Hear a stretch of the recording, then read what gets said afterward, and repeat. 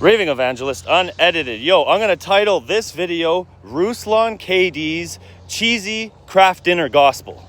All right? And for good reason, because we call macaroni and cheese out here, that's made by Kraft, right? We call it out here, it's KD, it's Kraft Dinner. 2 different boxes anyway, go and check it out. I had to check that out, but it's like, this is the reason why I'm saying it, Ruslan KD, he's serving up garbage. Like literal garbage. Like, what is in that stuff? Is it even food? I mean, is it even food? That's just on the principle of we're talking about the actual stuff we're putting in our bodies. Is that stuff food? It's garbage. There's chemicals in there. It's poison. It's not even food.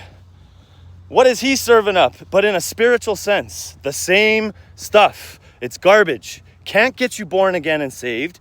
Can't give you assurance of faith. It'll only leave you in either self-righteousness because you're looking toward yourself. He says it in his own words. Go and watch his videos. That's how you know you're born again and saved. It's by everything you're doing. Instead of putting your faith and trust in the finished work of Jesus and saying, that's how I know I'm saved, by my faith and belief. That's how he says it. But no, they have their own faith and their own righteousness. And this is how they think they know they're born again and saved. But they're sadly mistaken, and they're going to hear those words, "Depart from me on the last day. I never knew you," because they will just be saying to Jesus, "Lord, didn't we do this? And didn't we do this? And didn't we do this?"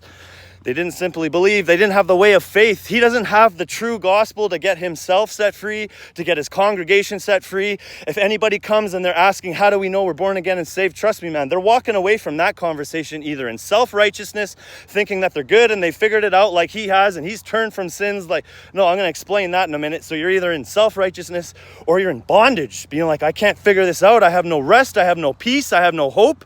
And that's what it is. And they're going to their congregation leaders for hope and answers, and they can't give them the answers that they need. They can't feed the sheep like Jesus tells Peter. They don't have the truth. They do not have the simplicity of the gospel in Christ that's meant to set you free.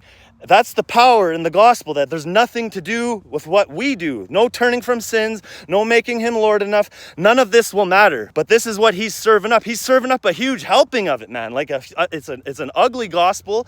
It's not true.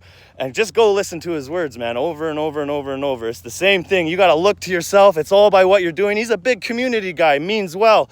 But it's the blind leading the blind. Jesus says these people travel land to make one single convert. They make them twice the son of hell as themselves. They shut the door of the kingdom in people's faces, and they themselves will not enter either. It's the same concept, the same principle over and over and over. These people are dead inside. They need to be born again by faith, and they think it's by works and what they're doing, and their whole ministry surrounds around it. It's ugly. Just believe Jesus. Don't believe the cheese. Peace.